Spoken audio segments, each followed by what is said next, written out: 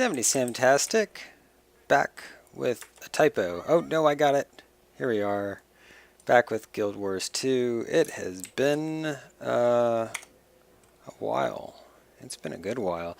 I took a kind of a long hiatus, not only for recording videos but from playing the game. I took about 2 months off, just because I kind of started feeling burned out. The new content updates were just too frequent, I think. So here we are in Divinity's Reach, the not trashed home of a close together bank and Black Lion trader. So that's cool. Yeah, so I did want to talk about the new content because I'm like super duper excited about the new content and the way that it's being pushed, really, when it comes down to. One of the reasons that I took a break is because the new content was being pushed so quickly, and I just did not have time to do it all. I didn't have the time or the energy to do it all. So don't ask what those are for. Don't worry about it.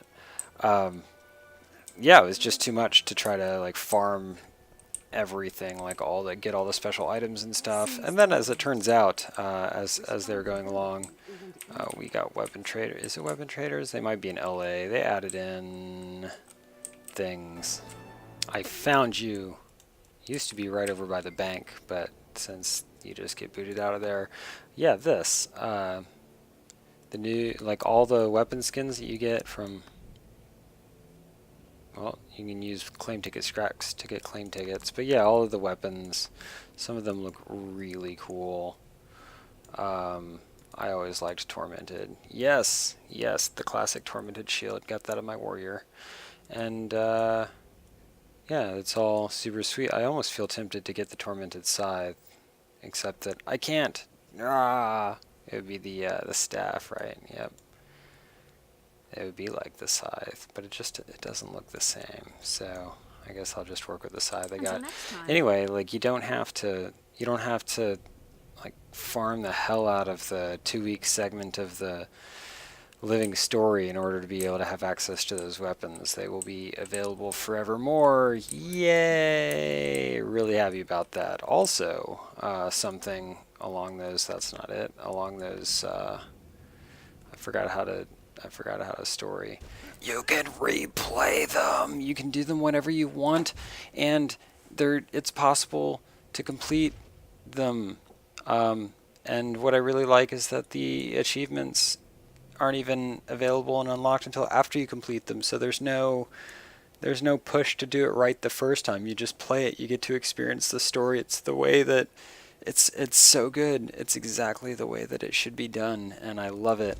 I really hope that they do retroactively go in and add like season 1, if that's possible. Otherwise, I'll just have to like memorize the wiki like I did for the first game.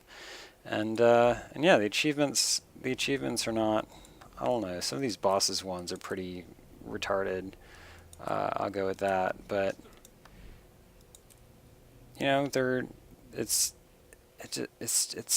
good. It's a good system because those are always there. You can go in and do them whenever you want to. It's just really, really sweet. And then, of course, we get a new area. And unlike last time, it's not some new area that, though it looks cool and has neat items and cool new enemies, doesn't provide you with the level of nostalgia that you get from Dry Top. Do you remember Dry Top? Yeah, you might. There's a little bit of similarity.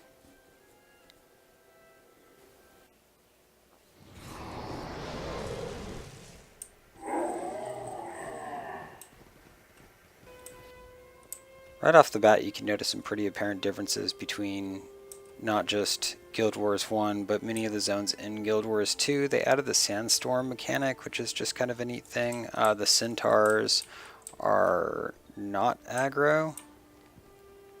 You can move up. Yeah, that's something that's still, when I go back to play Guild Wars 1, I take jumping for granted playing Guild Wars 2, and I go back to GW1 and I remember that the movement is completely different.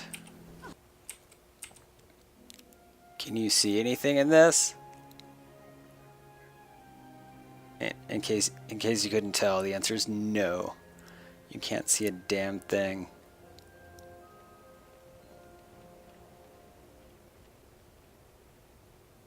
So anyway, I have mixed feelings about the sandstorm mechanic, but it's still neat. It's neat that they have a weather pattern, which is something that's just new. But as you can see, with all of the drastic changes that we've looked at already, the developers are willing to listen to the community and make changes to improve their game a lot. And that's something I think a lot of people didn't really give them credit from the get-go. Is there are all these problems that everyone sees with it, and it's a completely different format than Guild Wars 1. And the original Prophecies campaign was just garbage when compared with the game that we had to play by the time that we saw the release of Eye of the North. So it was a pretty significant change in quality. The original game is still awesome, just like Guild Wars 2 is awesome, and there we go. Now we're actually able to look around and see how fantastic this whole zone is. We'll go ahead and pop that through again, and you can see what you missed. Yes. Yes. So not only is the whole thing pretty, it's really pretty. Oh yeah, and you can go where there's water, which is not. And there's no way down there. Yeah. So on top of the fundamental changes to the way that the personal story is being distributed, and on top of having a new zone that actually provides me with the feelings of nostalgia that I've been longing for since the game launched, well, I guess many of the zones, they succeeded, like the Pale Tree, all of Maguma, all of these regions, Ascalon. I got to experience those wonderful, deep feelings of nostalgia, remembering what these zones are like in Guild Wars 1. So it's nice to have them finally adding to. I really wanted to see what was going on with the Maguma Wastes. It's really nice to see them adding off in that direction instead of developing more into a zone that we've already, if you've completed your personal story, that you've already destroyed, figuratively speaking. And on top of that, they do provide you with just a much better story. Or let me pop through, and with total ease. One of the things that... Oh, right. Mail. There we are. Check my mail.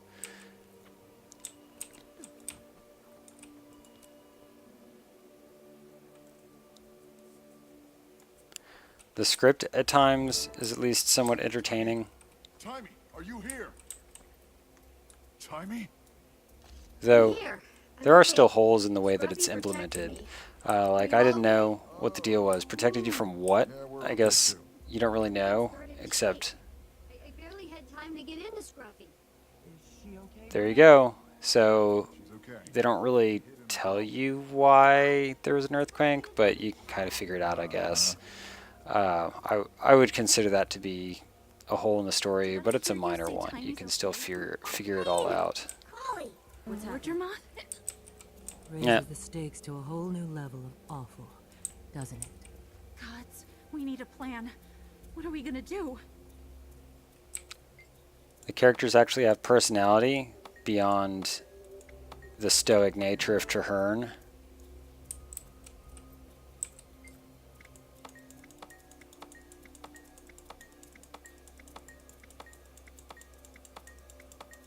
And lots of story to read. Figure out what Scarlet was doing here. She was studying ley lines, but I don't... What's this? Oh my! Yes! What's happening? What is happening? I'll tell you what's happening. We're getting more story. That's what's happening. The Cornan army. Wait, they're talking about Varish Osa. I remember Varish Osa. Ah, Varish. Look, I have a miniature version of you. Doesn't look so scary when it's all cute like that. Hey, oh no, I lost it. How dare you.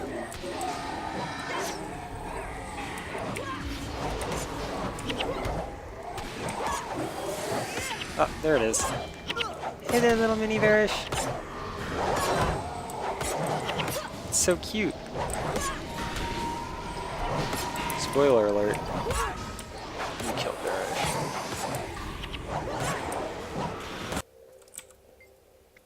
Nicholas Sanford? Oh, I remember Nicholas Sanford. Ah, Professor Yackington. Nicholas the Traveler. How are you doing today? Oh god, wall of text. Ah. Backup's here. And not a moment too soon. Belinda and the Seraph are holding the walls for now. There seems to be no end to these attacks. What? We should take the stragglers that make it past the Seraph. The creatures Why do I even coming have that? both Oh. over and under the walls. Oh, Good sweet. thinking. Yeah, those are Determined the, to hold out until they stop. that's what they were Me talking too. about. A Seraph told me they got great obelisk shards here, from the Tower of Nightmares. They're too valuable to let fall into the wrong hands. Get ready, everyone. Here I'm comes ready. another wave. Sis, the eastern gate is getting hit hard. Huh? Can you get over there and reinforce it? You betcha. Let's do it. My power is yours. Make it count. Looks safer than trying to plow through the middle. When you get there, Yeah, the middle is deadly. back up. You'll need their firepower to keep the gates clear. Let me give you a boost. I don't know how to work an arrow cart. You don't? I must have skipped out the day we covered I do. siege warfare between my I know edit how to and use dance arrow classes. carts. That sounds big. Oh dear, it's massive. What's our strategy? The bigger they are, the harder they fall. I'm guessing if we take out King Monstrosity, the grunts will give up. And then we have a boss battle, like a proper boss battle. And I like how they didn't make it too difficult to do solo. So, like, you have to kill off these wolves to protect your bone fiend.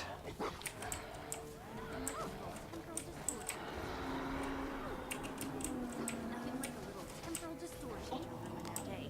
And then that guy will make it up there. Dan, listen. That thing is shielded. We're going to have to coordinate our efforts to bring it down.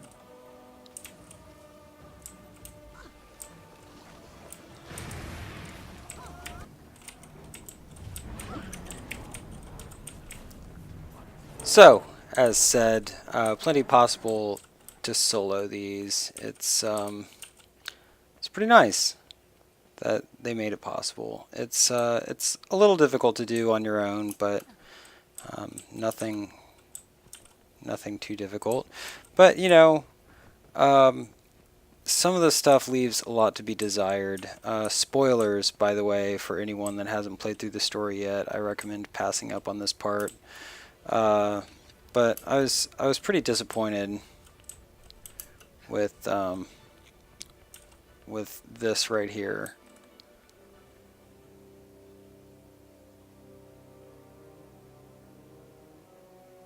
So we just get a that's it. We don't even get sobbing sounds. We just get like shaking shoulders. So like I felt like that could have had a lot more to it right there that just wasn't there. I know. So this conversation, like why I'm okay. why couldn't we have sound I like just needed a speech in the cutscene? Why couldn't we have like a I understand no? completely. I don't know. I I don't get lose it. control here. But hey, If you're too sweet to the me, good side is at least at one point they do imply that Okay. they might kill off Okay, Traherne. we have a So lot of work to do. I like Traherne, but a lot of people didn't. Right. So that might be good I have to news. get her ready. We'll see. Take her home. I think we need to talk. Cass, honey, I want you to go with them. They're What? together. No, I can't. My place is with you. I totally didn't see What this if you leave coming. me? I'll be okay. Our friends need you more. You have to keep them safe. I'll be with family. I'll catch up when I can. Apparently everyone else in this No, group Jory. knew about Doesn't this. feel right. Maybe it was in some living story that I terrible. didn't Your that I didn't sister. play. I should be with you. I love you for that. But no, You But should be with them. I totally didn't We're see this talking about coming. a dragon. The dragon that killed Belinda. I don't like it. I hear what you're saying, love. But this is how it has These to be. these are actually We my have least favorite greater characters. responsibilities. My What do you think? I'll go, but not tonight. I love that Tonight I'm Devourer. staying with you. It's hilarious. I'll leave tomorrow when you do. This is the best. So anyway, it's not the most awesome thing there. That story that they're running. I don't know. Some of the scripting, it gets me to laugh. It's good stuff, but you know, there's definitely some room for improvement. It's not the strongest point, though. All in all, I think the changes that they have made have been really good. The change, like adding the achievements after you complete the story. The only reason I really care about that is because it really helps take the focus away from trying to hunt for achievements for the whole event, and lets you just go experience the story the first time through. And it's honestly, this right here is what, like, it really makes it feel more like Guild Wars 1. Adding Dry Top in really helps to bring that connection to Guild Wars 1. And then Rocks is also really cool. I think that's my favorite of the new characters for sure. Yeah, the vines, like we got the little vine seeds and stuff down this way. It's good. It's the direction that they're going in is really good here, and I really like it. The mega servers helps keep the populations and all that. That's all old news. That was going on when I stopped playing, because they didn't fix what were honestly the biggest problems that I was having with it at the time, since I had completed the personal story. For the most part, like I had already done like the final story for the final story for this character, and then once you finish the personal story I've done it for everyone but Battle Tabby up to the point where it converges with the Trinity, Fort Trinity. That's the one, something like that. So I didn't really have anything to do but like play dungeons and farm, which isn't really my favorite thing to do. And then with the living story, it was way too stressful to try to grind all of that all the time. I just couldn't do it. So that they've put the achievements in for something that you can always go back and get. That they've got the personal story in there is something that you can pace yourself with. That doesn't require you to have a group of 50 people to do any portions of it. I mean, I guess they didn't really have that as it. Well, like the Karka, they're going in the right direction, I think, where it allows you to play the game like a single player game when you want to. Which is really, that was one of the huge appeals for Guild Wars 1 for me, is that it was an online game, so there was a big part of the community. There were, I had my friends on, I could play with other people, but I also always had that option to just go on and crush it by myself, which is something that I really liked about it, and something that you often don't get from other MMOs, and you could barely get from Guild Wars 2. A lot of the stuff, like mapping, you can easily do by yourself, but I'm really happy with the direction they're going, and I'm excited to see what more we get in the future. So kudos to the ArenaNet staff for really doing the right thing here, and thanks for all you viewers that stood by and waited while I screwed around, did whatever it was that I was doing. And we'll see you will see me later.